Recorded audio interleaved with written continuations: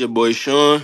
And what's the word pod from your two favorite kinds of favorite guys up in here. You already know.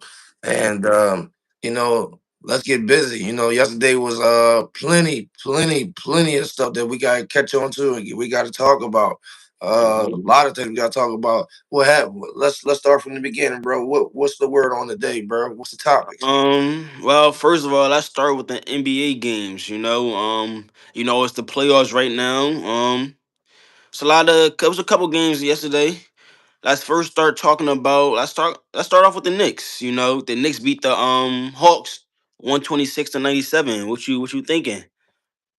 Um I ain't gonna lie, that's one series that's very intriguing. Them Knicks and them Hawks. Mm-hmm. Last night they came out and they were showing that listen here, we ain't gonna go down without a fight. And so, I believe that series is very, very, very interesting. I do believe it might go to seven.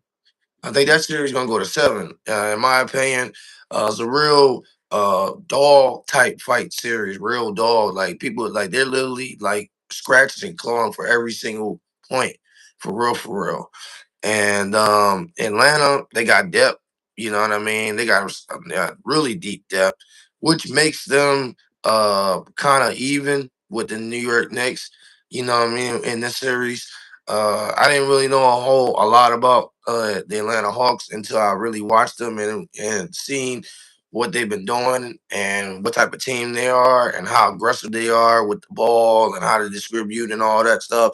And just by me looking and showing and seeing them, they going at it. They going at it. They not scared of the Knicks and yeah. So yeah, this game is pretty good. This series is pretty good. The Knicks came out, last night. Came out bullying them, flat out bullying them. That's something that was like the first since the series started. You haven't really seen either team really bully, each other until last night. And so like a blowout type situation. Mm-hmm. So as a result of that, it's already telling that this series is probably gonna go to distance, which I believe it will. But definitely it's very intriguing when you think about this series so far though. Yeah, I agree. I mean, yesterday the Knicks blew out the Hawks, but Good. Jalen Brunson went off. He went off for 39 points. So that's something we haven't been seeing Jalen Brunson do this whole series was really go off. He been putting up his points, but he didn't go off like that. I feel like yesterday was that game where he just went off and took control. So if Jalen Brunson is able to really just take over again, I can see this being over in game six. But it all depends. I mean, if the Hawks have been fighting this whole series, I feel like the Hawks been showing that they can play and compete with the Knicks. So it all depends on what Jalen Brunson is going to do in this series, in my opinion. I feel like where Jalen Brunson goes, everybody else is going to follow. So if Jalen Brunson goes off, I feel like Carl Anthony Towns don't have a problem being that Robin to his Batman. I feel like people like Josh Hart don't mind stepping up. The Mikael Bridges don't mind stepping up. It all depends on where Jalen Brunson takes this team though. It all starts with him. He is the heart of this team. But yeah, I think the Knicks either way, even if it goes to seven, I got the Knicks winning in seven. I got the Knicks winning the series in general. So the next game that I want to talk about is the Spurs and the Trailblazers. The Spurs actually lost 103 to 106. So how you feel about that? Um, Not too panicked because as of right now they were like 3-2. Now it's 3-2 series now. Mm, actually, I'm tripping. I'm tripping. The But Spurs the Spurs won yesterday. Spurs won yesterday 114 to 95. oh, it's over. Oh, so the series over. Yeah, so series over. Oh yeah. So yeah, congratulations to San Antonio Spurs for winning. It was it was like literally it was I mean it was an easy type series. I mean when you look at it, it was a cakewalk for them. That's they showed out. Congratulations to the Spurs, especially Victor Wembanyama for winning his first playoff series ever in his career. Hmm. Um, Came back from an injury, concussion. We was all scared. We ain't know how long he was going to come back from that injury, and it was a chance that Toronto, the Trailblazers could tie that joint up or made it a series. But he Hmm. came back the next game and ended it. And I think right now they're waiting to see who's going to win between the Timberwolves um, and the Nuggets. And and tonight is the night. And Hmm. so Timberwolves, it's time to stand up. Let's get it. Let's end this tonight. So yeah, but yeah, Yeah, that's how I I think. feel like the Spurs is, in my opinion, well, not even in my opinion, they're the second best team in the West. So I expect them to dominate this first round. Mm, Now, when it comes to this next round, we're gonna really see if this Spurs team can really step up. I mean, they're a young team. This their first time really playing together. There's a lot of new pieces on that team. A lot of similar faces on that team. So today really their first time to see if they can really gel together. See if Wimby can take his team to the next step, which I think he can, Nick, because at the end of the day, Wimby is one of a kind. I mean, so not a lot of people that can really stop Wimby from getting to where he wants to get to, or mm. stop, or and it's a lot of people that Wimby can stop in general just because of his size alone. So I think the Spurs just showed what they should have been. Yo, what's up? What's up? What's up? I just think they showed what they should be doing is dominating, and that's what they did. So Yeah. what was gonna say? No, no, I was agreeing with you, but I was gonna say, yeah, what's happening? Well, how you doing? Welcome to the, welcome to our live. Welcome to our show. We appreciate you and continue to come on, comment. Everybody, I want y'all to comment and let us know what y'all thinking, what's on your mind. But yeah, go ahead, continue, bro. Yeah, that's all I had on that. I mean, the Okay. last game it was the Celtics versus the Sixers, and the Sixers got it to go to a game 6. So how you feel about that? Well, I mean, yeah, I mean, we should be asking you. You're the Sixers fan, and I know when I called you last night, you had your jersey on, and when they won, you slept through your jersey shirt, and you was Hmm. pretty happy. Hmm. Um, but um, on my take, I kind of knew it was going to happen. I had a feeling that they was going to win. One thing about the Sixers is that when they back is against the wall, they're gonna do whatever they can to win. Um, I'm not even gonna hold you. We seen something really, really different in the game plan that between these past couple games and last night games. And basically they did the game plan what Joel does best. Stand under the post and dominate. There's nobody in that Celtics defense offense or that team in general that can guard Joel Embiid once he's in the post. It's literally impossible. He's unguardable. Um, Joel needs to stop making ridiculous shots because that will cause your team to put yourself in a bad situation, and you have to force yourself to make shots, and they won't make shots because it's not a flow that's not coming around with the team. But last night, Joel, it was the Joel Embiid show. It was literally the Joel Embiid show. He dropped 33 points. Um, he was just like on fire last night. Man, I'm telling you, bro, if they play like that, um, all right, no, tell you if they play like that, I got them winning game 6 tomorrow night. Because I can't see them not I can't see them not losing a home game three games in a row. I can't see that. So in my opinion, I think we're gonna go to 7. Hmm. This has been a very intriguing series. Um, Sixers definitely make it interesting, but they have the formula. They have the formula to beat them. They literally have it. But um, but they got to continue doing it. These next 2 games, do what they do. Create the box for Tyrese Maxey. Create shots. Create openings. Get VJ Edgecombe involved. Uh, Paul George, he got to step up. This is game 6, game 7. This is what they pay you $250 million for to be a all around type player. You know what I mean? If you can't really make that many shots, then you got to make plays in defense. Go once you one thing that I think Boston lack of, I think hurts them is the turnovers. And you've seen them that if you turn over the ball, they it's really and it's really be hurtful to them. And they got to continue doing that. They got to continue playing hard uh, uh, basketball. Um, but yeah, they got the formula to beat them. They got the formula to beat them. But they gotta do it. They gotta do it and they gotta execute it and they gotta continue doing it. Mm. Yeah, well, I know you in recent episodes said that it was time to move on from Joel Embiid and just build around Maxi and I still believe that. BJ. Well, I know I'm pretty sure you do, but I think the last game just showed how important Joel Embiid is to this team. I mean, you can't go nowhere without Joel Embiid. Sixers don't win that game without Joel Embiid.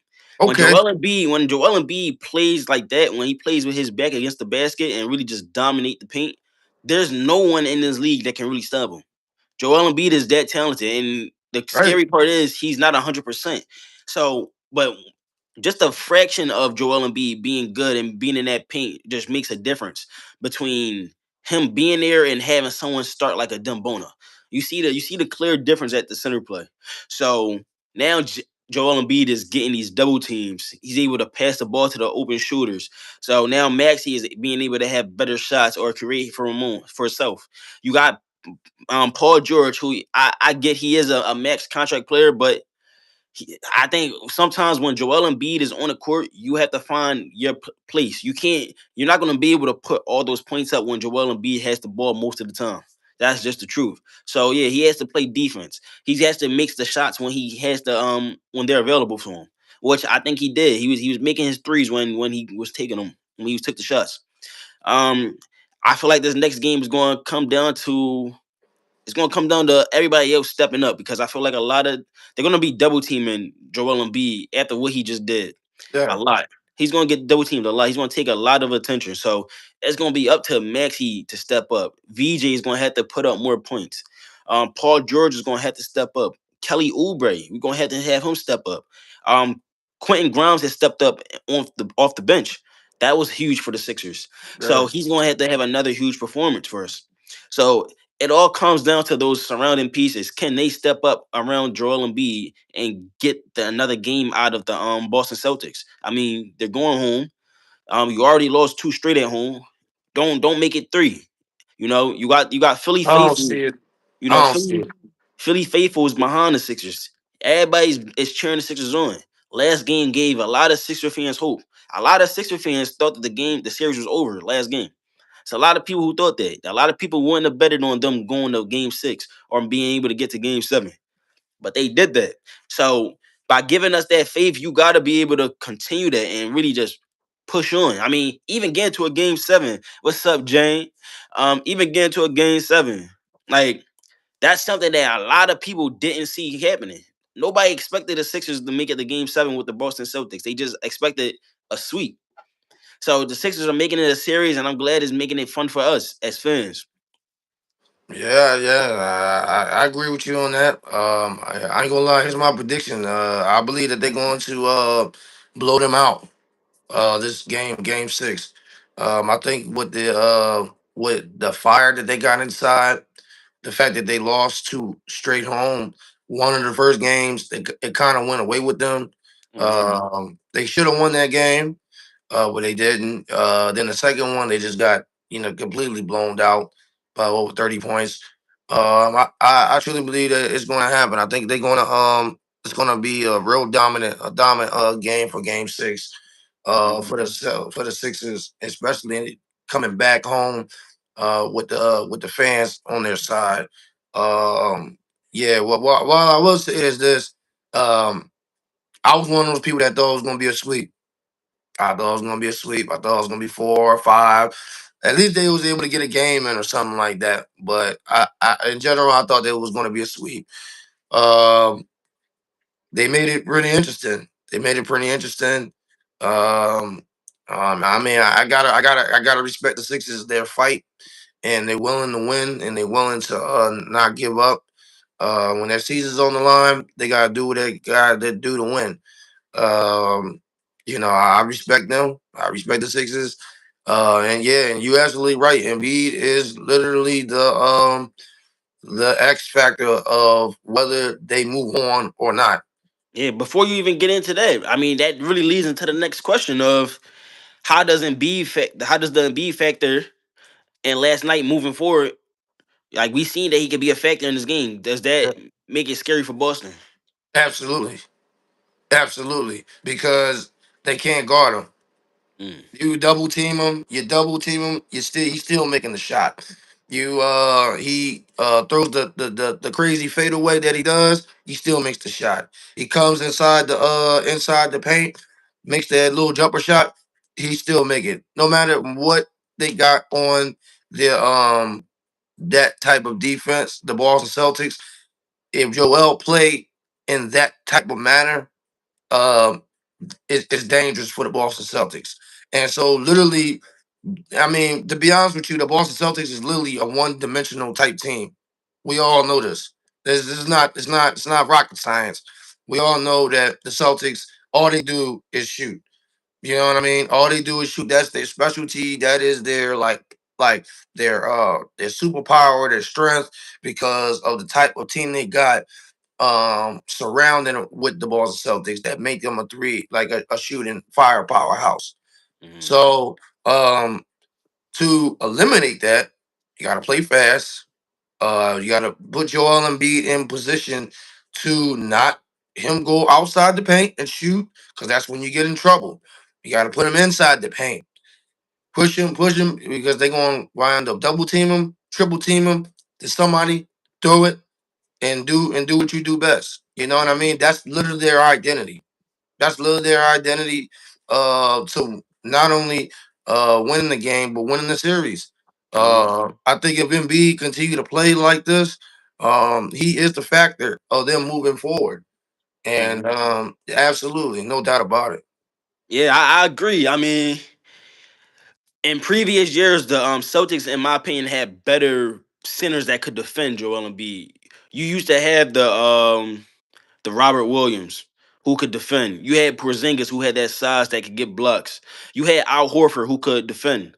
Now you got a bunch of centers who really can't defend Joel Embiid. There's no Yeah, you put their starting center was in foul trouble in the first half. Your second string center can't play defense. He's a offensive player. So when you put those type of people on Joel Embiid is going to go to work. Joel Embiid notices the mismatch and he attacks every single time. So like you said, if you double him, he's kicking the ball out to the open guy. that's So right. it's not like he's just forcing shots no more. Besides when he was taking them threes, he's not really forcing shots. He's passing the ball. He's getting it to the open guy. He's getting rebounds. He's fighting. So yeah, the Boston Celtics should be scared about Joel Embiid, and Joel Embiid is Absolutely. the X factor. He's the X factor for the Sixers team. I mean, nobody knew if he when he was gonna come back, and since him coming back, he's been shown that he could be that guy. I mean, averaging 29 points, and he ain't playing how long? I mean, that's crazy. So yeah, I don't think they have a way to really stop Joel Embiid 1-on-1 besides double teaming. So you want to double team, then we want to kick it to the open gut. And just best believe the Sixers do have people that can hit that shot. Yeah, no doubt. No doubt. I mean, when you look at it, hey, we appreciate all the comments and everything like that, and that everybody that's chime in as well. Make sure y'all subscribe to our channel as well before you get off and stuff like that. Make sure you subscribe. But yeah, though, I mean, I'm not surprised with what Joel Embiid is doing, because he did it 2 years ago. You know, when he was working with one leg. You know what I mean? Against the Knicks, he was averaging 30 points a game. Yep. Um, so you know, yeah. So whenever Embiid is like at least 60, 70, 75% healthy, oh yeah, they definitely that's a problem. Not only not only for for the NBA, but for the East all in general. You feel what I'm saying? Hmm. So yeah, that's not I'm crying. What you about to do? It's my fault, yo. I gotta eat. Oh, I'm crying. So yeah, though. So yeah, that's how I feel. I feel like that. With Joel Embiid, he can do anything. He can dominate a game. Um, but yeah, though, he is literally the factor of them winning this game, and winning the series. So yeah, no doubt about it. We'll see what's gonna happen game tomorrow night. Um, my prediction is that they're going to win. It's going to go to Game 7. Um, but yeah, though, let's see. They're going to continue with that formula that always put them in positions and situations to win. hmm So then my next question is about the Clippers. Do you think that it's time for the Clippers to trade Kawhi and start rebuilding? Yes, yes, I believe. I believe it's time. Don't get me wrong. Kawhi Leonard is a phenomenal talent. hmm Right now, he's like in his 30s right now, I believe, and this past season he was literally like was going crazy with the numbers. One could argue that he was one of the best players towards the end of the season, uh, having top notch numbers coming up on top. Um, Kawhi is a guy that definitely is a phenomenal player, so you can have, of course, somebody in the league gonna want him because hmm it's always somebody, a team that's a Kawhi Leonard away, a James Harden away from, I guess, reach to whatever ceiling they're trying to get to. Um, if I'm the Clippers, um, I'm doing whatever I can to build around Garland, Darius Garland. Yeah, I mean, you picked him up for a reason with the trade again for James with James Harden. That's why he's with the Cavaliers. I believe Garland can be I wouldn't say the man, but I could say that he can be one of those stars. He can be one of the, you know what I mean, one of the X factors, like like Tyreek, Maxey, and VJ Edgecombe. You know what I mean? He can be one of the one of the part of the factors of the team. I think they can get a good amount of compensation from Kawhi um, to build around this team. You go to free agency and probably get a star like John Morant or something like that. Know what I mean? Somebody that's a superstar. Because as far as I know, the Clippers got the most money. Coming out this off season, so they can sign a superstar like him or trade up somebody to get a superstar. Um, but yeah, though I think the Clippers really need to um, close the chapter with Kawhi. It's time. It's time. Is a young group. Is a young time. Young group. Young time in that type of team, and it's time to turn the page and build off that. Okay. Okay. I mean, I don't know. I don't know if at this point in his career are is people going to really take him. I mean, Kawhi did have a good year this year with not getting hurt, but he's another guy that gets hurt a lot too. You're right. Even though he plays good, he gets hurt, and he's at the end of his career. So I don't know how much could you get for Kawhi at this point in his career. So I feel like it's one of those situations where you might be stuck with him, and if you do get rid of him, what do you like? Do you get the most out of it? Do you get a first round pick out of getting Kawhi? I don't know. So you could rebuild around who did you say rebuild around? Darius Darius Garland. Garland. Yeah, I mean, you could rebuild around Darius Garland, but I don't look at Darius Garland as the type of guy to rebuild around. I You know, I I I feel like that he's like one of at least one of like. That's why I said like that's why I said like you get somebody from see like you get somebody from free agency, or you get somebody, you know what I mean, that you can trade off with to partner up with Garland. You feel me? Yeah, I feel like Garland is one of those people that you you put him around people that you want to trade around.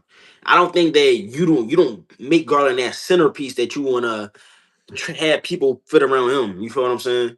He's one of those people that fit around other players. So I don't think you should rebuild around Darius Garland. I feel like if that's the case, if you're gonna rebuild, you rebuild with the draft. You get somebody in the draft because this next draft is a lot of young talent that's gonna be real good in this league. This might be one of the best draft classes ever. It has the potential to be. So I think you get one of these players, and if you're gonna trade Kawhi, you gotta get a top pick. Gotta get a top pick. Kind of like how Lakers did with Luca. I mean, yeah, what our Mavericks did with Luca, but I mean Luca is way younger than Kawhi. So Right. that's why I don't know how if you what you would get out of trading Kawhi. So I don't think they should rebuild. I feel like they should probably try to just stick it out. Kind of like the Sixers in a way. How I don't think the Sixers is going to be able to get rid of Joel Embiid or until Joel Embiid decides he wants to hang it up. So you just keep trying to win now until Joel Embiid leaves. So same thing with the Clippers. Keep trying to win now until Kawhi decides to hang it up.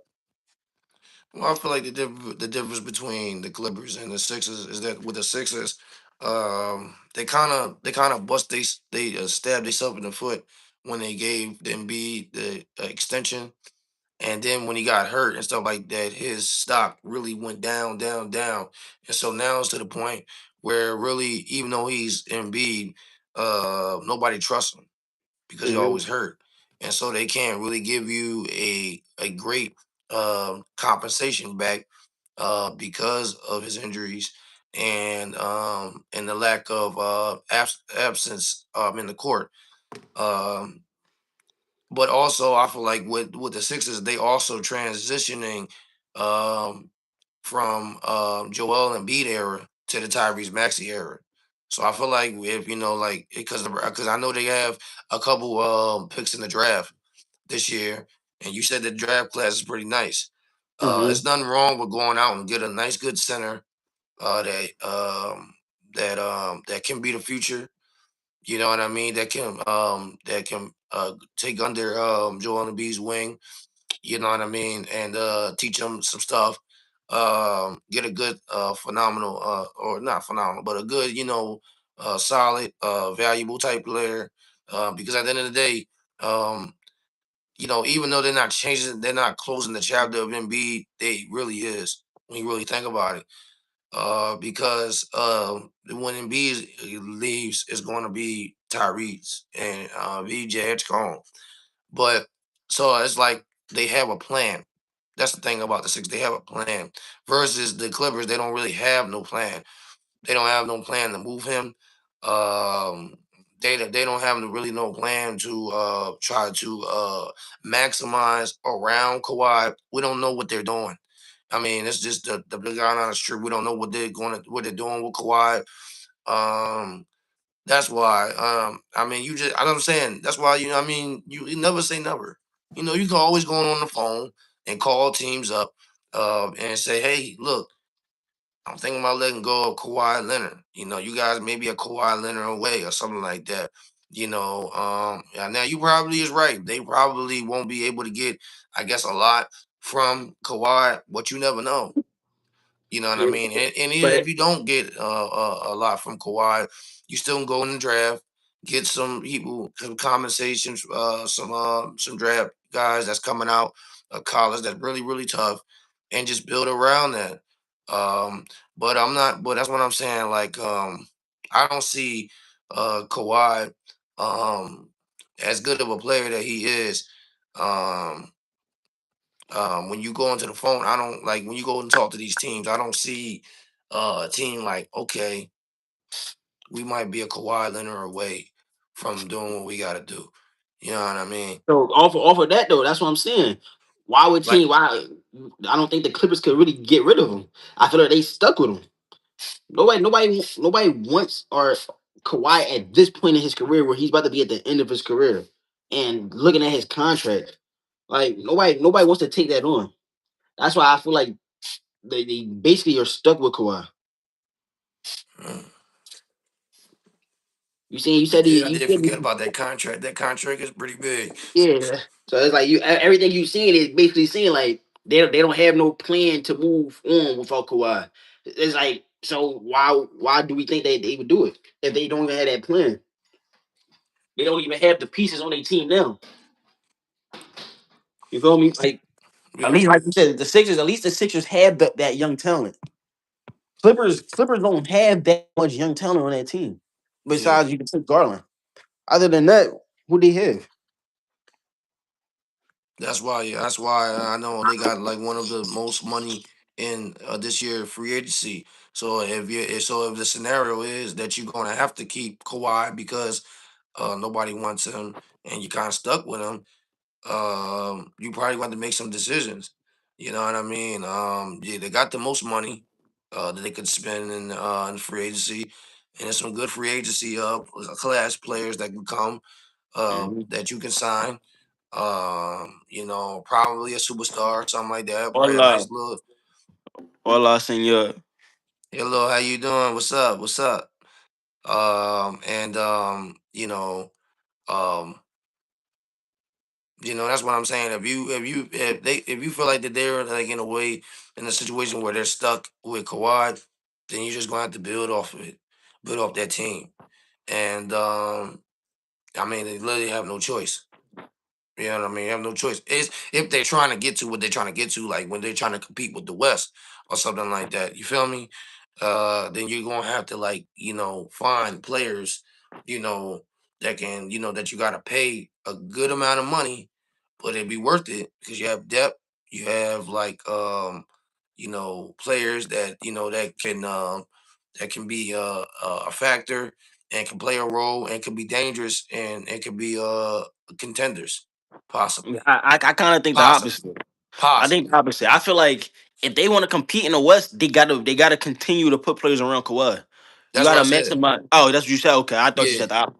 Okay, yeah. So yeah, if you want to compete in the West, yeah, you gotta put people around Kawhi to maximize Kawhi to his full potential. Yeah, that's That's what I what you said. gotta So do. So I feel mhm. like that should really be what the Clippers try to do rather than rebuild. I feel like the rebuild happens once Kawhi retires. That's when you get back and you get into rebuild mode. But for right now, give your fans something to want to watch. Y'all Clippers just got their own stadium. You feel me? So Yeah, it's like give those people something to fight for. Give them something to watch. I mean, sure about it. they don't want to get on the rebuild mode right now. They want to feel like they got a chance. Especially with them with Kawhi. Kawhi they've been having chances, been in the playoffs or play-ins. So yeah, let them have that chance. I say let them have that chance. I All feel you right, on that.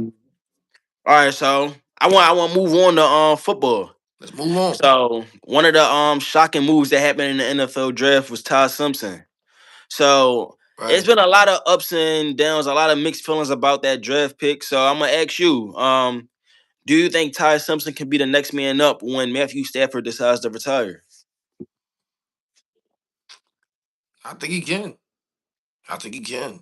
After watching him from college, um, he ain't wasn't really the top like prospect as quarterback wise, but he was a pretty good quarterback. Hmm. Um, I think what he just needs some knowledge. He needs some knowledge. He needs some mentorship. Um, um, I know Sean McVay was pretty upset of the pick that they did. Um, but you just never know what this kid. You just never know what Matthew can bring out of this kid. Um, with Simpson and me seeing Simpson, he does got something inside him that's I believe that's kind of special. You know what I mean? And all you gotta do is develop that. And I believe the Rams are a team that you can develop players. I believe they're one of the team in the NFL that can develop players to um, fool them in their max potential. And with Simpson partnering up with one of the best quarterbacks to ever played the game, um, Matthew Stafford, as like I think that he's going to get so much knowledge with him. Um, just sit down and just listen. You know what I mean? And just watch him and stuff. And so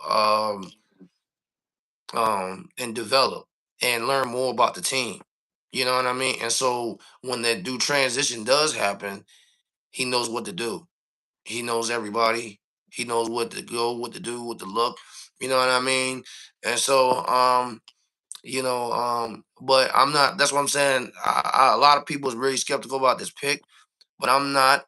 At first I was, but now I'm not because it's like at the end of the day, you got to figure out a plan B because Matthew ain't gonna be there the whole time. He literally Mhm. got like 1 more year or 2 years left in him, so it's like you gotta find a replacement. Uh, I believe that he can be that replacement for Matthew Stafford. Though, but yeah. Yeah, see, I kind of have mixed feelings about it. I think the part that gets me is can he be the next guy up? And when I think about the next guy up, I think about can he fill the shoes that Matthew Stafford left? Can he be a MVP like Matthew Stafford was?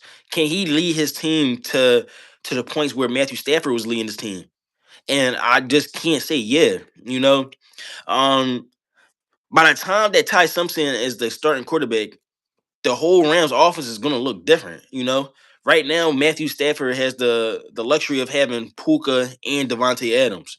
Ty Simpson won't have Devontae Adams. He'll have Puka most likely, but he won't have Devontae Adams. So we don't know that next receiver that's going to be paired with Puka. It could be somebody better than Devontae Adams. It could be somebody worse. So we don't know that. So I feel like I'm gonna have to. It's a really a wait and see for me. I gotta wait and see what. How does he develop? I do think he can get a lot of knowledge from Matthew Stafford, but how does he develop? Does that development showcase onto the field? Because sometimes a lot of people get knowledge about the game, but they can't translate it into the field. So it's always different with NFL speed rather than practice speed. And for 2 years, he'll be getting a lot of practice speed. He won't be getting a lot of in-game reps unless it's at the end of the season. So that's always a difference. Yes, Saya. Yes, Saya. W's in the chat. So What's up, it's Si? Appreciate you. Appreciate the love. always different between game in game and just having a lot of practice. So I think when I first person I think of is Jordan Love. You know, Jordan Love sat behind Aaron Rodgers and gained a lot of knowledge, but his career's been up and down. He's had his high points, he had his low points. And but he also has had a lot of had a receiver committee. And he's also had Josh Jacobs. Something that Ty Simpson, I don't know if he's gonna have. He doesn't have no running back named Ty Simpson, but he does have two good running backs. He's not gonna have a wide receiver committee, but he'll have Puka. So I think that's why I kind of related to, but I don't know if he can be the next man up. I think he can be the guy that's the starter, but I don't know if he can be that guy. Well, let me throw a stat for you for Ty Simpson, and it'll probably weigh your mind. Or you might have the same opinion. I don't know, Mhm. but but it says that while I was looking at it, it says Simpson has the lowest interception percentage in Alabama history, Okay. according to his school bio. In 523 attempts, 523, Hmm. 523 attempts, he only thrown 5 interceptions. He reads defense and delivers the ball accurately as well as any quarterback in football.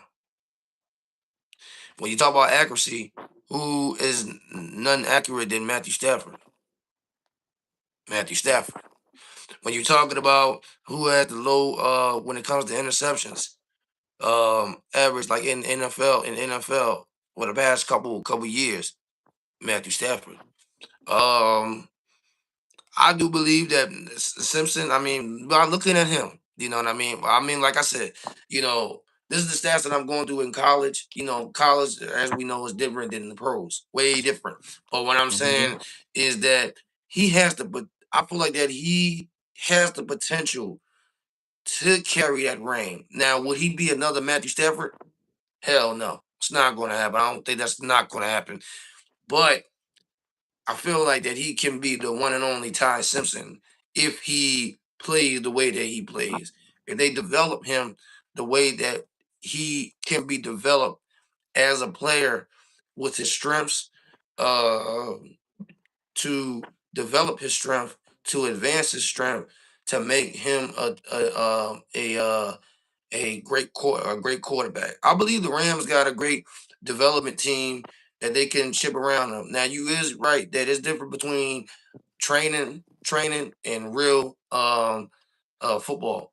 Well, 9 out of 10 we're gonna see Ty Simpson in the preseason because we know Matthew ain't playing. So we can see what he got, in the NFL stage. We're gonna see that with like in August.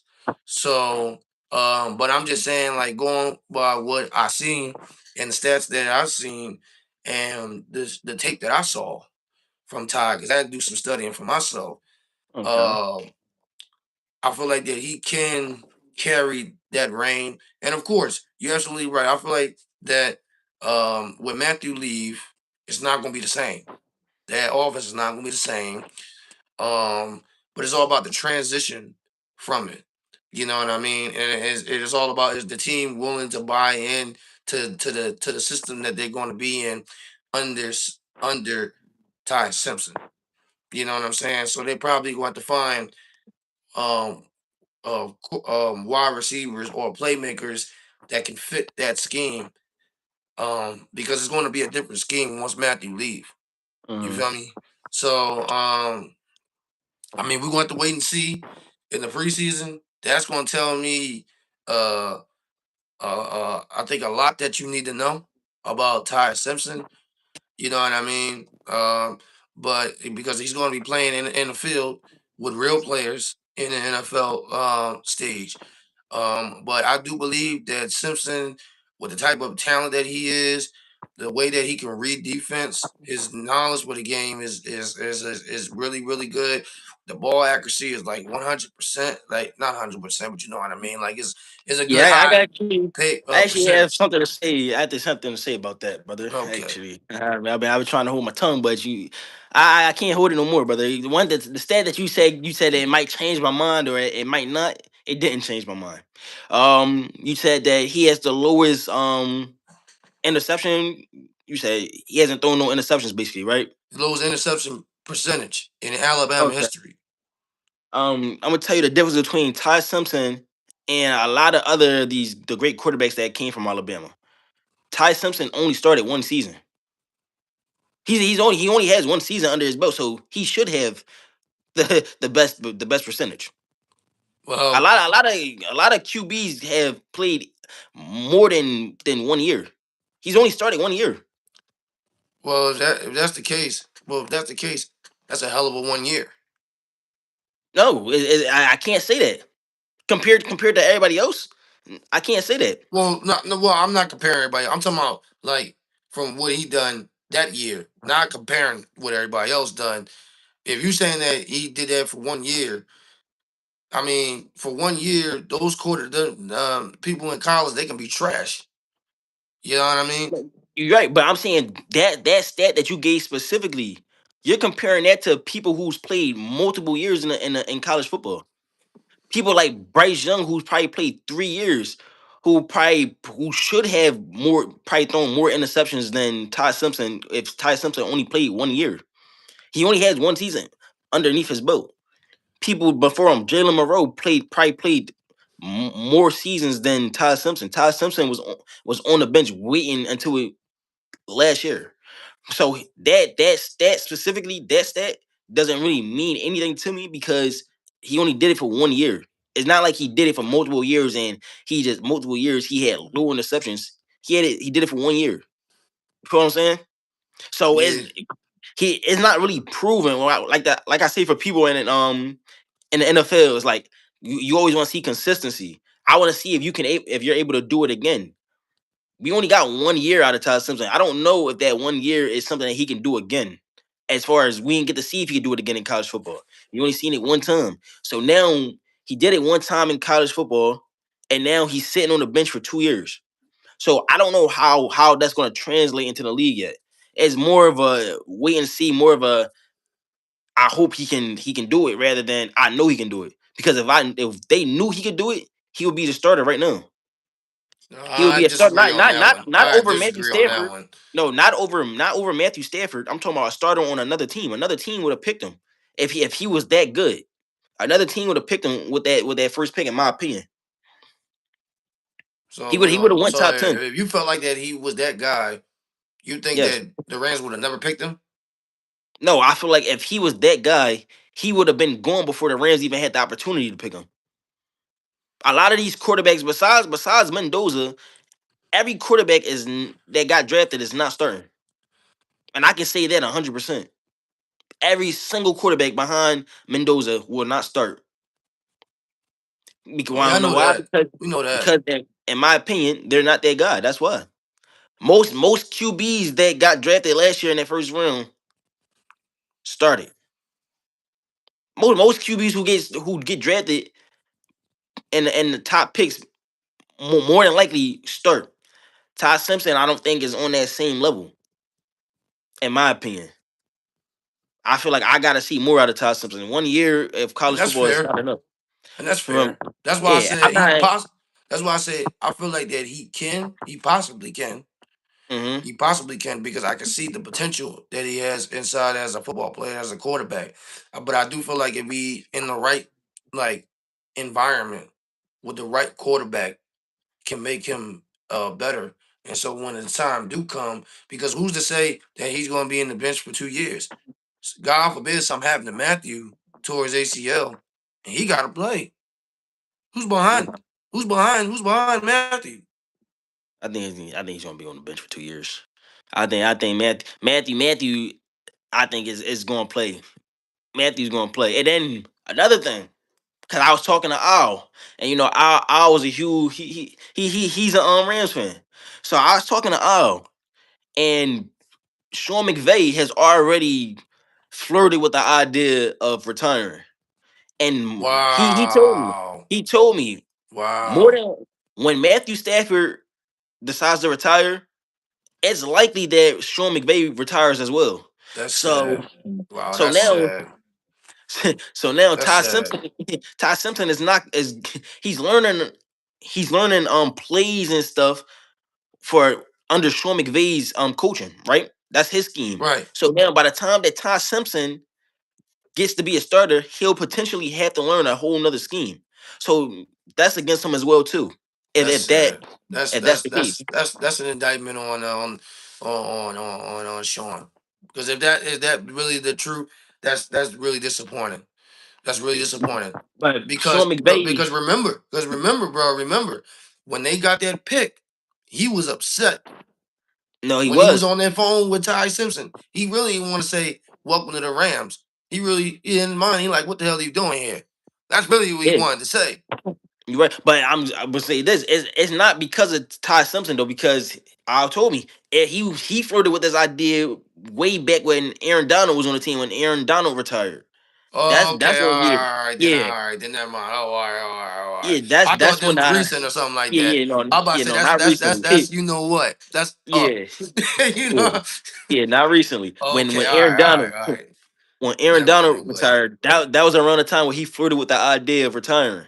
So now I'm pretty sure, in my opinion, after talking to Alan, I'm pretty sure after Matthew Stafford retires, and you already see how he be talking so highly of Matthew Stafford, I'm pretty sure he'll retire as well. So that if that does happen, maybe it won't happen, but if it do happen, that will be against Ty Simpson as well. So it's a lot of things that well, Ty Simpson. it could be a blessing or a curse. Um, because if you saying what you're saying is, and Matthew leave and Sean leave, all that knowledge that Ty got in with Matthew Stafford, he can still use that to the new scheme or the way that he plays. You know what I'm saying? It's not like that that he's stepping into a situation where it's like they started from scratch and he has nobody to help guide him through it. You know what I mean? Like have no quarterback to help him to mentor him. Because I do believe that Ty Simpson do need to be mentored. He does need to learn the game a lot more and everything like that. I feel like that. I guess the time that he's going to be, I guess, under Sam Matthew Stafford's umbrella, he's going to learn a lot more. Even though that the defense, even though that the offense might be different, even though that Sean might leave, or whatever the case may be, I mean, it's going to be, I mean, it's going to be up to Ty whether he's going to sink or swim. You know what I mean? But I'll say you can't say that he wasn't prepared. You get what I'm saying?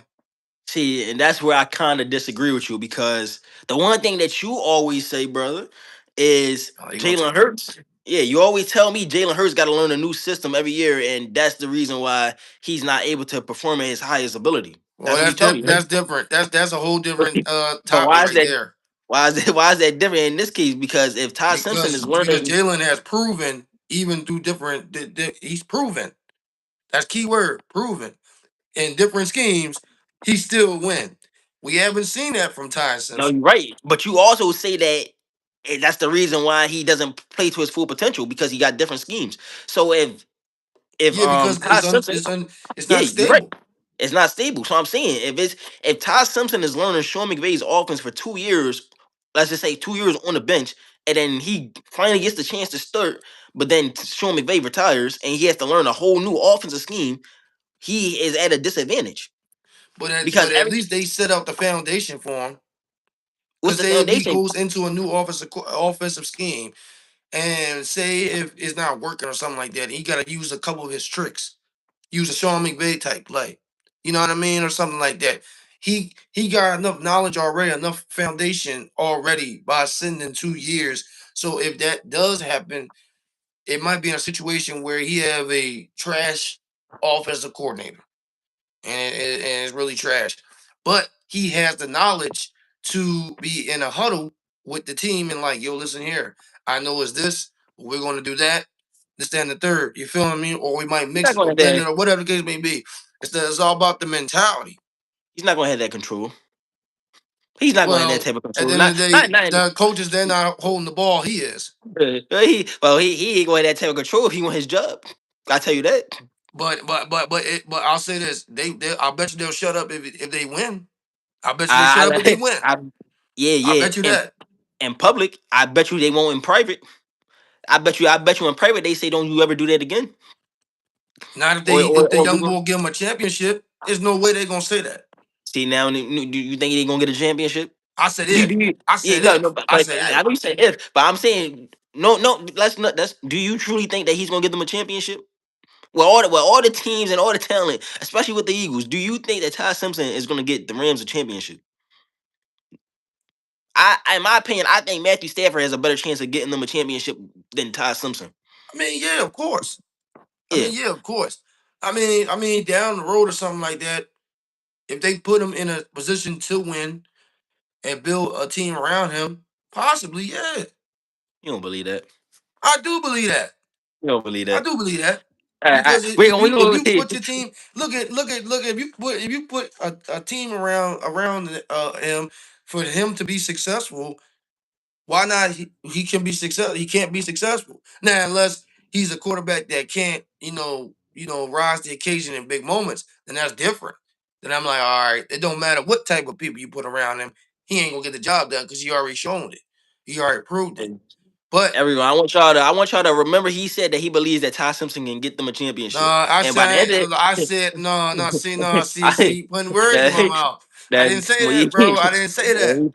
when we I get to didn't the end say of his that, bro. I didn't career, say that. Huh? when we get to the end of his career, I want you to remember. I want to replay this clip. I want y'all to clip this and send it to Y'all know me. I ain't So say I that. got because Y'all know that's I what ain't he say just that. said. That's I said it. if they put him in a position to win and he executed and they have a team that can be a Super Bowl team, he can do that. That's a If whole he bunch of ifs. products well, if he was, then I'm saying I don't know if he gonna win a championship. I can't say You that. you just put a whole bunch of ifs in there, though, brother. You just put a whole bunch of if he was in a perfect scenario. Yeah, I You know, can't ain't no confidently perfect. say that he gonna win a title. He's not gonna win no title. I can confidently say he's not gonna win no title. Well, I can't say that because you I can never say know. He might be a stud. You never that. know, bro. I know. I'm just saying, bro. I All I'm saying is I he's in a know. good situation learning from one of the best. And so Yeah, if something happens and he leaves, and Matthew leaves, and Sean McVay leaves, Ty Simpson got enough information, got enough knowledge as a quarterback in situations and stuff like that to take control of the game. Now it's all up to him whether he's going to do it or not. But I say he's in a good position right now. But well, I when tell it's you this. time, he going to sink or swim. I That's tell you all I'm this. saying. Learning don't always get you to where you want to get to. You're right. I That's tell you why I that. said that's why I said either he gonna sink or swim. Yeah. I can see him fluid. I don't really see him swimming. Right. I don't see him sinking either. I think he'll be cool. Now, I don't see I him don't see him swimming. winning no championship in the Jalen Hurts era. I don't see him winning no championship in the Eagle era. I guess we're going to see. As long as he not stopping. He not getting past this Eagles defense. Now, in my opinion, Oh no, oh no, I don't think so either. I mean, and if I he think work they, on his speed, because one thing he does lack of, because he stays in the pocket a lot. He doesn't really have no like. He's not really a scrambler or really escape. He's not really a footwork type guy. they not. So we'll see. We'll see. All We'll I'm saying is see. that he's in a good position where he at right now, so he can develop. That's all I'm saying. Uh, hey, you said it. Now you said it. I'm gonna remember these words you said. Yeah, So the people y'all already know what I said. I didn't say he was gonna win a title. I didn't you say said he's that. gonna win. You said he's gonna win. So I I didn't will say remember that. that. I'm gonna remember Joshua, if that. you still here, did I say that?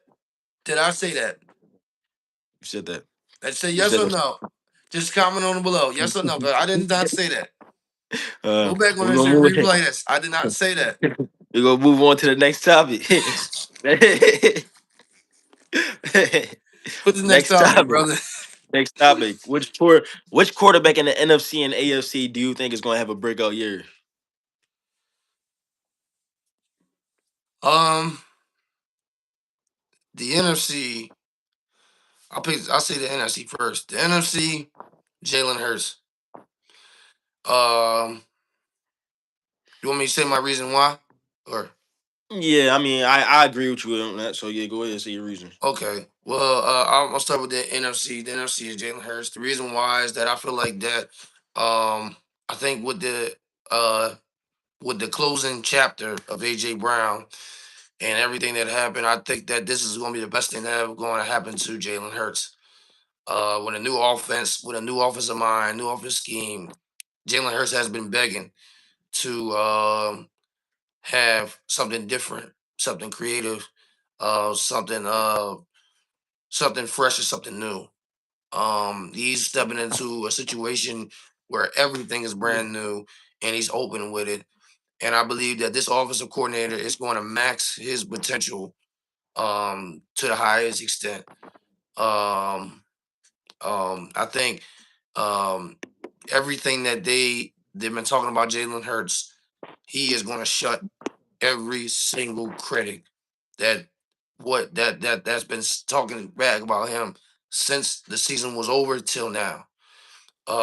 I do believe that Jalen has a really chip on his shoulder, and one thing about Jalen that we all know is that when his back is against the wall and when everybody count him out, that's when he brings out his best. And I do believe that he's coming in the league on demon time. And so yeah, that's my non quarterback for the NFC. Now for the AFC, um, the AFC, I think Patrick Mahomes. Either Patrick Mahomes. I'm debating either Patrick Mahomes or Bo Nix, but I'm leaning towards Patrick Mahomes. The reason why I say Patrick Mahomes is because I mean we all saw what happened last year. They didn't have the best year. He went down towards ACL. It was really a bad year. Now with the addition with Super Bowl MVP Kenneth Walker, you add a few more pieces to your offense. Um, they can be dangerous.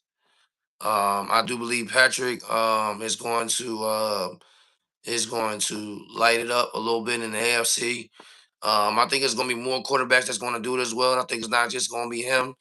But that's why I said with Bo Nix, with the addition with Jalen Waddle, I think that's gonna be a very, very um tough offense to stop. With the type of squad they already got now, then you add Waddle into the mix.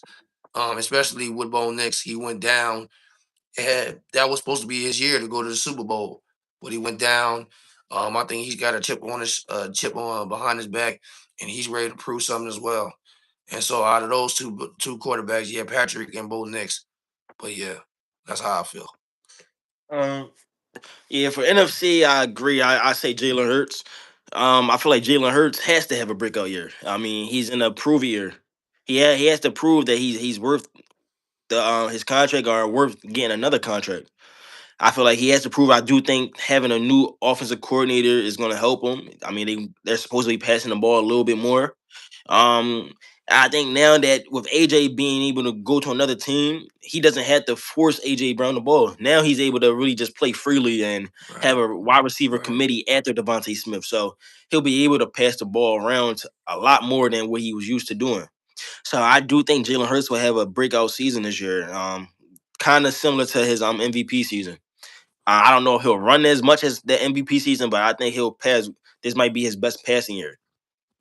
As far as the AFC, I agree. I don't agree with the Patrick Mahomes, but I do agree with Bo Nix. I do think Bo Nix can have a breakout year, especially where he left off at. Bo Nix was playing a pretty high level. He So then you was. give the add the addition of Jalen Waddle. I think it's going to really open things up for their offense. Absolutely. Only reason, only reason I don't say Patrick Mahomes is because when I think of breakout season, I just think of like a season where like they ain't do it before. I feel like Patrick Mahomes has so many like years of playing at a high level that I can't see him having a breakout year per se. So that's why I say either Bo Nix or if he's the starting quarterback, I say Shador Sanders. I think Shador Sanders can have a breakout year from where he was, where we seen only a small sample size of what Shador could do. I don't know if he's going to start over Deshaun Watson or not, but just saying he did. If he do, they added receivers into I that believe he room. will. Yeah, they added a first round receiver, and they added the boy Denzel Boston in the second round. So you added two receivers, and you still got Jerry Judy. So and then you got your running back who played great. So I feel like you get and you got a lineman with your first pick. So it's like you built around that offense for the first time Mm-hmm. ever. That Mm-hmm. offense is getting built around. So I feel like if Shador is that starting quarterback, he will have a breakout season. I mean, I think he'll show you why he should have been a top pick in this class last year. Um, I do believe that Shador is that guy. Even if it's Deshaun Watson, though, I feel like Deshaun Watson could potentially have a breakout year with just the pieces in general around that Browns offense that they're just building around. But mostly Shador. I feel like Shador has more potential. So either in the AFC, Shador or Bo Nix. NFC, I say Jalen Hurts. Yeah, I feel you on that. Yeah, absolutely. What do Mm, you guys think about who you feel like is going to be have a breakout year this year? Send out your answers on the comment below. We would love to hear from you. We want to hear from you. Um, but yeah, though, that's how we both feel. And we actually almost there in the football season. What was you gonna say, Sean? yeah, yeah, we are. We are. Yeah, we almost there. So yeah, fasten your seatbelt because it's gonna be a crazy ride. I tell you that. But low key fly, Eagles fly. But yeah, Hmm. Okay, well, we got one more topic to talk about. one more. Yeah. Recently, Jeff Stoutland was on the he was talking to Jason Kelsey and Travis Kelsey on their podcast, and he had a lot to say. He So, did. how do you feel about the comments he made about the Eagles' problems, and do you think it's true? Yeah, it was not one. It was not one word that he said was not false. Mm. Um, because if it was false, he would have not left the Philadelphia Eagles. And I know he was talking about he basically kind of threw Kevin Batula under the bus, but it was the truth, you know. And it was all about execution, and they didn't execute it. And he basically, Jeff Stalin said it wasn't even that hard, you know what I mean. I just feel like that a guy like Jeff Stalin that's been in the Eagles organization for years, uh, for a long time, and didn't really have a input or insight of what they were doing. Maybe they didn't want his opinion. I don't know. You know, I don't know about that whole situation. Whether they had opinion or they was letting him have control of everything. But I think as Jeff Stoughton, I think there's a couple things that he could have did differently. I mean, Mm-hmm. if you're a dominant offensive mind. You know what I mean? I mean mainly on offense, like offensive line, but I believe that Jeff Stalin can. I mean, he ain't stupid. You know, I feel like that he can create like ways to put the Eagles in situations where they could compete for a championship last year. You know what I mean? Mm-hmm. Like it was literally no sense on the last play in the 49ers game. They're doing cover four and you're doing four verticals. That's the dumbest play. That's the dumbest thing that you can ever call it in a fourth down situation. I remember when I looked at it and they was calling it, Jeff Stalin, he walked away fast, like because he was like, I can't believe he called this play. You feel what I'm saying? Mm-hmm. And so, um, I feel like it's some things that should have done differently. But like I said, I don't know what happened if he didn't have no control or anything like that. But I know one thing he made it clear that Jalen Hurts was not the problem. Mm-hmm. He made that perfectly clear, and just by that comment that he said on there, I'm more I'm more like happy that he said it because if he did say that Jalen was the problem, then AJ should not be leaving. We should be drafting a quarterback Mm-hmm. for real, for real. You know what I'm saying? And so for the fact that he out of all guy that's saying that Jalen is the guy, he's not the problem and stuff like that, it's make me more comfortable letting go of AJ Brown and whatever they're doing on offensively in this new system. No matter what, he's going to fulfill it. But not only that, Jeff Stalin kind of you know told it like it was. Jalen kind of proved it throughout this whole entire his career. You know what I mean? Of course, he got to improve more this year. I think this is a proven year for him as well. Like you said earlier. But the back to your point though, Jeff Stalin, he was correct. You know what I mean? Kevin Batullo, bottom line, he wasn't ready to to um coach these off to that type of offense. He didn't have enough knowledge or um enough offensive mind power to say to be creative and stuff like that. They bought somebody inside the house, and every time they hire somebody in the house, they always get stabbed. They always get hurt in the end. So yeah, so I do feel like that the situation that happened last year, um it was really really bad. You got Jeff Allen leaving, you got AJ Brown leaving. You know what I mean? It was just a mess, and but everything that he said was true. Okay. Yeah, I mean, I agree with the whole Kevin Patullo. It was really Kevin Patullo's fault with the offense and all that. Kevin Patullo did have bad play calling the whole season, so that was Terrible. definitely a big problem. What I don't agree with is him saying is not that hard, because if that was the case, a lot of OCs would have their jobs. Being an OC is not easy, and Well, he make it easy. That's why he said it. He doesn't though. I'm saying I'm going off of this past season. This past season, the whole line was hurt.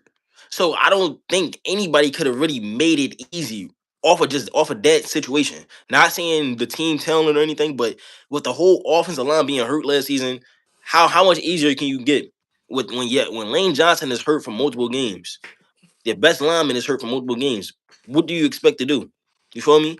A lot of sacks happened when Lane Johnson got hurt. You feel me? Yeah. Off of that, then you got Cam Jurgens was hurt. Landon Dickinson was hurt. Like the whole offensive line was hurt. Like what could you do? It's nothing you could really do. I don't care. I don't care what the play calling was, and I feel like Jeff Stoutland was leaning more in the direction of running the ball, but we couldn't run the ball last season. We couldn't. We couldn't run the ball, and last season we couldn't pass the ball. We couldn't. Last season was one of those seasons where the offense couldn't have done anything, and I don't care who would have stepped up to start calling plays. I don't think anybody could have called plays last season specifically. Any other season, yeah, but last season I don't think no coach could have came up with some ideas with how the team was just injured and just falling apart, and the chemistry was just down. I don't see anybody being able to be like, "Oh yeah, I can get us back on track." So that's the part where I'd be like, I didn't agree with him saying it's not that hard because last season I think it was that hard. There's nothing you could have did. There's nothing nobody could have did, in my opinion. I mean, when you say that you feel like that nobody couldn't really step up and Mhm. really kind of change that whole offense, um, I kind of agree with you, but don't agree with you because I mean, yeah, the offensive line was hurt the whole entire year. You know what I mean? It was definitely the offensive line was destroyed. It was destroyed last year. They couldn't do really anything. Um, but I mean, What could they have done, bro? Because again, the offensive line was hurt, which affected the run game because we couldn't run the ball at all. And then you got AJ Brown and Jalen Hurts. Their chemistry was clearly they didn't have that chemistry no more. So it's like your best receiver or your number one receiver is having problems with the QB, and then you can't run the ball, which we're known for. So what could you have done? What could any OC have done differently with so all that? I'll say this. I'll say this. Do you think that Kevin Patullo kind of made Jalen Hurts and AJ Brown chemistry worse? Yes, Okay. I definitely blame Kevin Patullo. Kevin Patullo does not Of get this no praise. breakup that between AJ and Jalen No, Hurts no, I think I blame a lot of people for the breakup between Jalen Hurts and AJ Brown, and AJ Brown. Yeah, it's not just Kevin Patullo because you got to also remember you also have Nick Kellen Sirianni. Moore, not Nick. I'm saying Kellen Moore. Even though we won the Super Bowl that year, AJ Brown wasn't happy. You feel me? AJ wasn't happy. So and it's not Kellen Moore fault per se because we got a Super Bowl out of it. But AJ wasn't happy that year. AJ had 2 years where he didn't get the ball. You can then also blame Brian Johnson. Brian Johnson had he messed up the whole passing tree. So it's a lot of things that go into the relationship of Jalen Hurts and AJ Brown, and then we don't know what happens behind closed doors. That's the one thing that we'll never know. We don't know it. I don't like I told you before. I never seen them post pictures no more after those first 2 years. First 2 years, I felt like I seen them posting all the time. They used to work out together all the time. But then after those 2 years, it's like they just went separate. Told you. He ain't gonna get invited to Steelers. that wedding. He's not getting invited to the wedding. Jalen Hurts will not be at AJ Brown wedding. I guarantee you he won't. I don't know about in it, but I think he'll be there. I don't, I I think don't he'll think be there, bro. I don't think you'll see. I, I think the separation definitely will be. I think it'll be. I think it'll be a. I think it'll be better with their for their relationship. You know what I mean? I feel like they probably good as friends, but not good as football players. I mean, we kind of seen that. I mean, in close up, and that's cool. You know, you can be best friends. You can be friends, but you probably can't have the same chemistry in what y'all doing for a living. You know what Nah, I mean? Because I both disagree. both of them had different type of mentalities what they were searching for. Jalen trying to chase championships, AJ trying to chase stats. And so that's never going to work, especially if Jalen is like, listen here, I'm doing whatever it takes to win. So if I got to throw it to him, distribute the ball for us to win, I'm not going to keep throwing at you each and every game. You know what I mean? And we keep losing because it's been shown that, it's been shown that when he constantly throws AJ the ball, we lose. It's been a proven fact. It's been a proven fact, brother. It's been a See, proven fact. see, So that's where I disagree.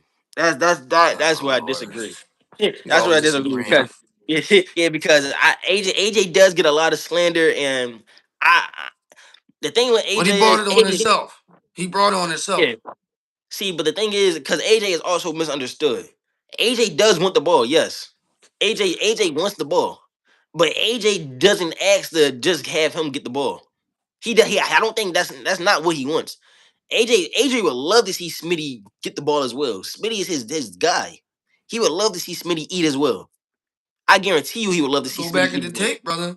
Because hold up, let's go back to the tape. Because hold up, let's go back to the tape. Because who's the first? Who was the number one reception in that year? It was Dallas Goddard, right? The number one option. It was Dallas Goddard, right? Yeah, Am I right? Yeah. Who's the second one? Smith, right? we talk. Actually, I don't know if that's a fact or not. Actually, It was a fact because actually it don't know if was, that's a fact. brother. Because last year he was getting clouded. AJ was saying himself he couldn't throw AJ the ball. But I think that's also a play a role with Kemba Tulo because of lack of creativity for him to get the ball. So that was another component on that one as well. But I every gotta time see. I saw AJ Brown, he was getting clumped. He was getting clouded. He was getting doubled. He can't throw the ball. So actually, the number one target was actually AJ Brown. Actually, his number one. So why okay, so that's made my point even like kind of crazy. So why are you upset?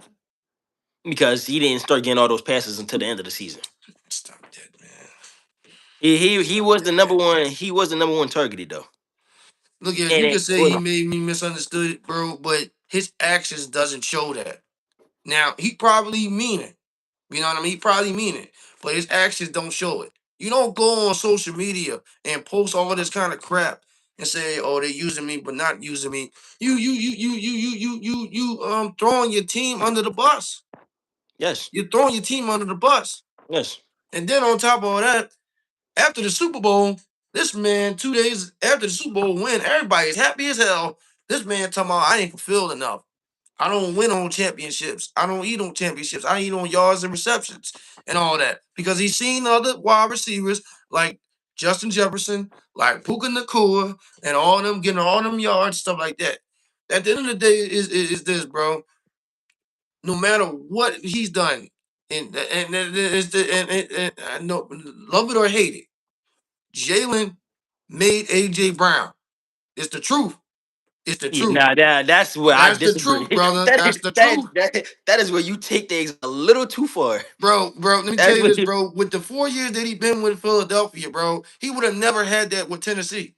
Never. yeah. But do you know who AJ was playing with? So they don't You mean know, anything. they do it do be AJ. It context is everything. You do realize he But was playing but, with but Derrick these are Henry, the right? people that say AJ Brown, but that say that Jalen can't throw the football. But you do realize he was playing with Derrick Henry, right? Okay. You do realize that a lot of people when you talked about the Eagles offense before Kellen Moore came here, you do realize that the Eagles ran the same routes over and over again, right? Okay. So how could if running the same routes, how could Jalen Hurts make AJ Brown? If you would have really make the argument, AJ Brown made Jalen Hurts. If you gonna make that argument when it comes to passing, AJ Brown made Jalen Hurts. Jalen Hurts did not make AJ Brown. No, Come I on, didn't. bro. Come on, I don't think bro. that happened, bro. Come I on, bro. think with the additional AJ Brown, it definitely made a dominant team. Made them a dominant team. But when you look at what he's done for the past 4 years, he's been what he was a three time all pro, right? All pro in the Hmm. past or 3 or 2, right? It was 3 or Hmm. 2? 3? It was 3, right? He's probably two or three. Yeah, 2 or 3. Okay. He leads now to this day, bro. He leads the record of passing yards by a wide receiver. He leads it, brother. He leads it. Why the hell you mad? You got a Super Bowl. I would tell you why he's mad, brother. The same reason I told you multiple years. Now in the Super Bowl, how he reacted to the Super Bowl, I don't agree with. He shouldn't have reacted like that. But I will say this: there is no reason why your number one receiver, AJ Brown, should not have 1,300 yards every year. Really 1,400. But I'm gonna be nice and say 1,300.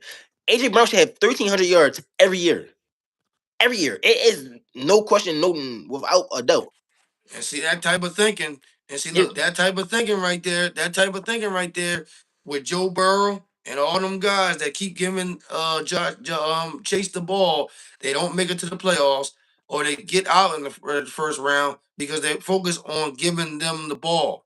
No, see, and that's where I disagree. Focus on giving him the ball would be saying he should be having 1,800 yards. That's focusing on him getting the ball. Like Tyreek Hill had the year where he had like 1,800 yards, on close to 2,000. Jamar Chase had close to like 1,600 yards. I didn't say 1,600. 1,300 is a regular season for AJ Brown. I The mean, well, first two AJ seasons, Brown said himself that every game he wants to dominate a game. he He does. said it every year. Now He I ain't got no does. problem with that. That's nothing. That's no issue. But but if you see, but last year, he wasn't. I guess he got his yards, but not. I guess as you know, as the perfect view of how he got his yards. Okay, you could say that. But like even in the locker room and stuff like that, when Smitty was doing his thing, everybody was happy. This man was upset.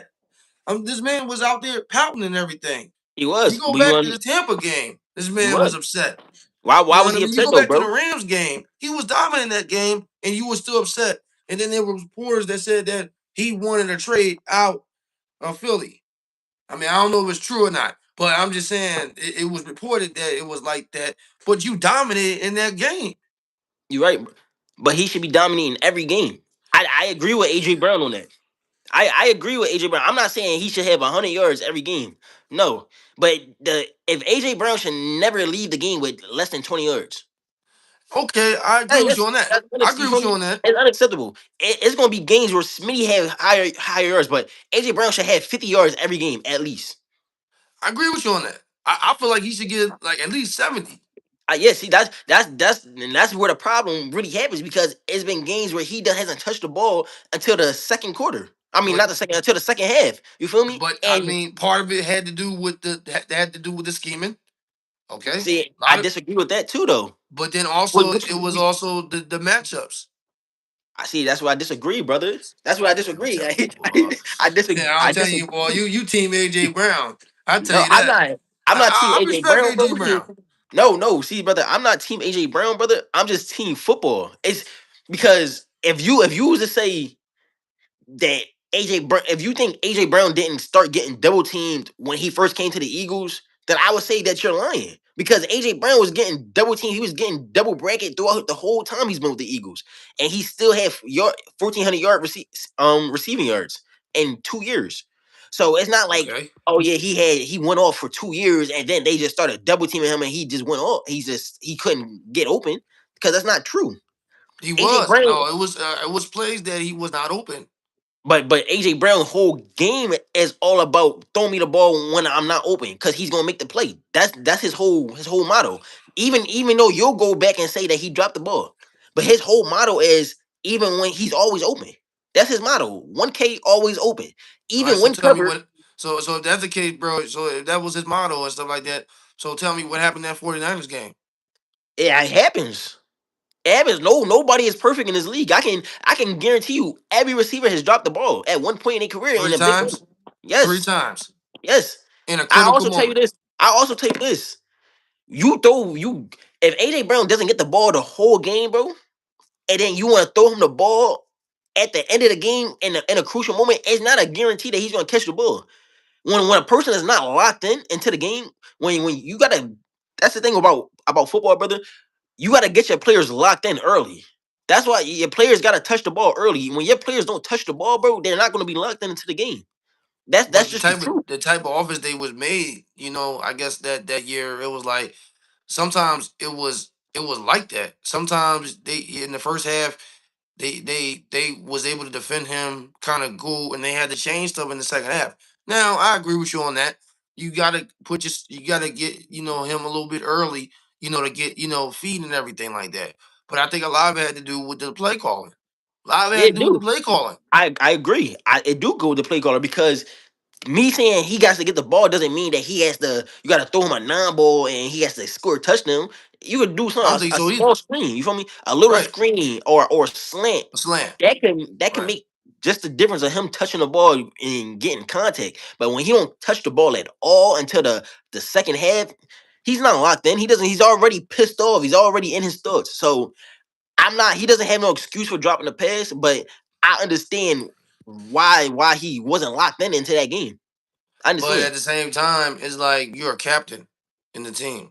And so you can't carry that type of example.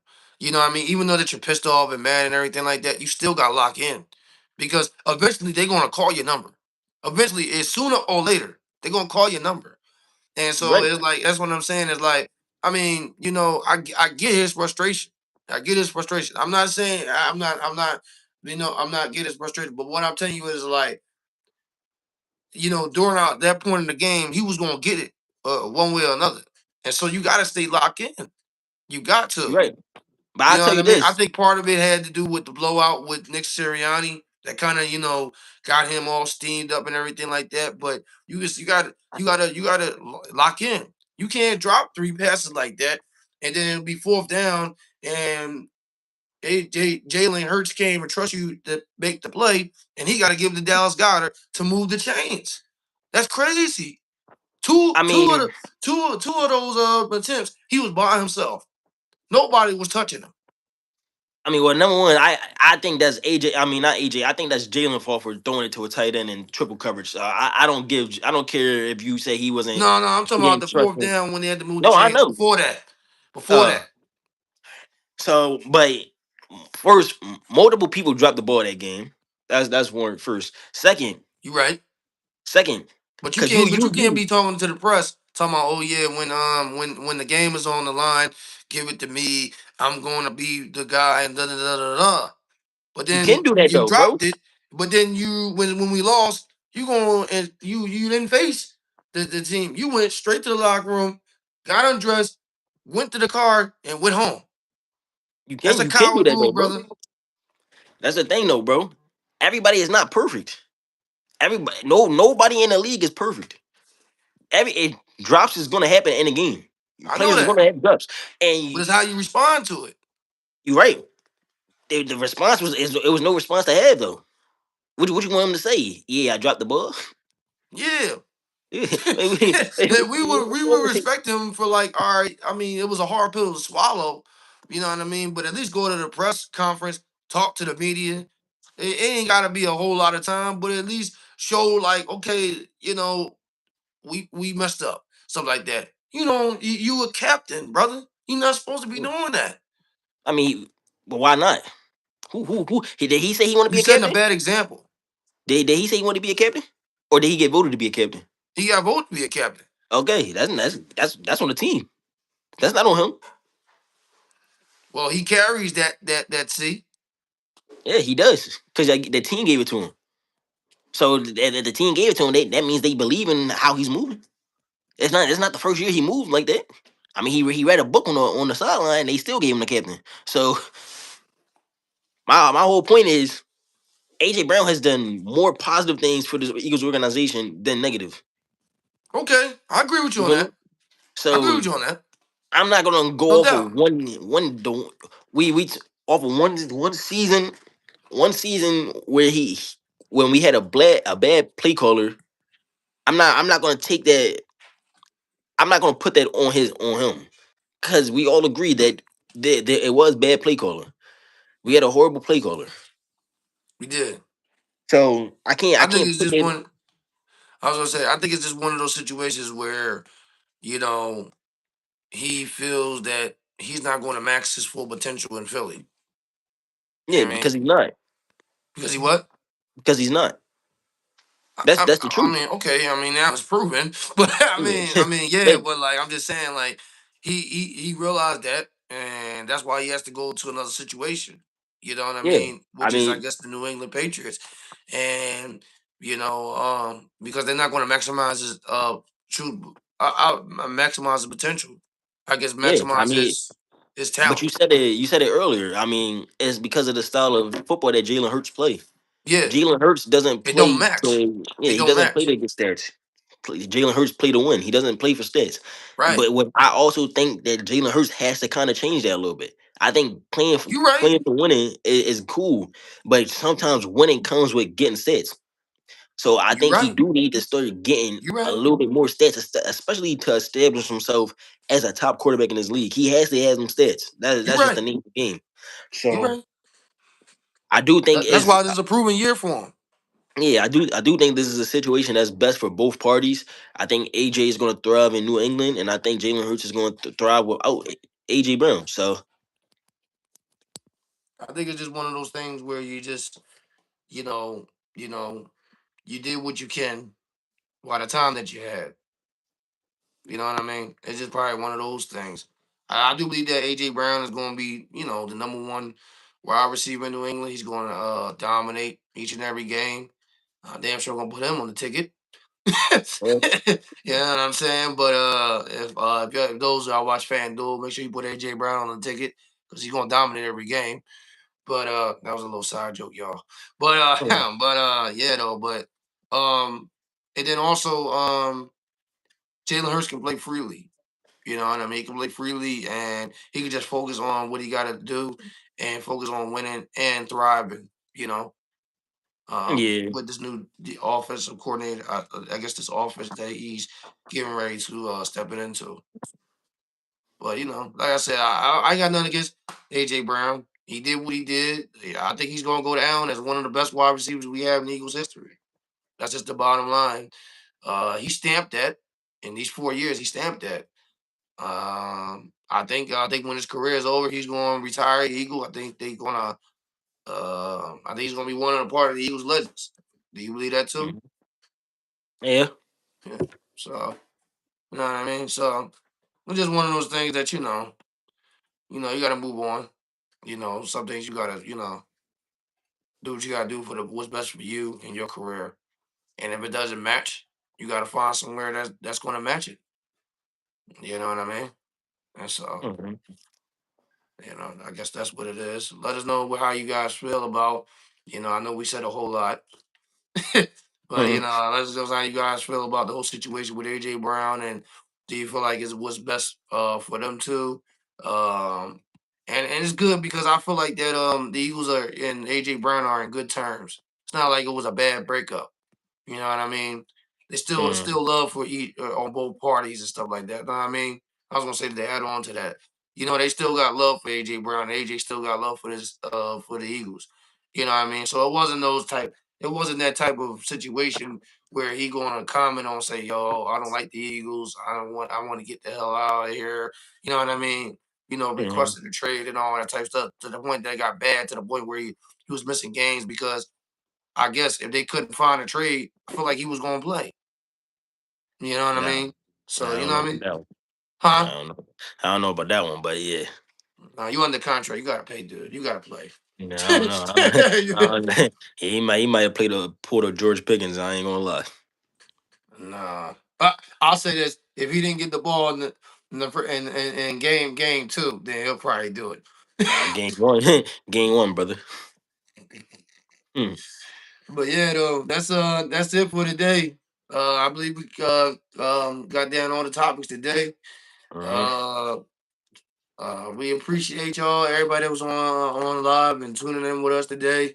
We appreciate y'all. Don't forget to subscribe to the channel, share it to someone that you know. You know what I mean, and spread the word out. You already know. Um, this has been a wonderful, wonderful episode today. Enjoying this wonderful Wednesday. Um, and that being said, we are about to be out, y'all. We're gonna see y'all Hmm. when we're gonna Friday. We'll see Friday, y'all yeah. Friday, 3 o'clock, same time, same place. Um, we appreciate you all. And you already know it's your boy Manny. And Sean. And you already know it's What's the Word podcast. You already know. See y'all Friday. Take care. Have a great day, y'all. All right.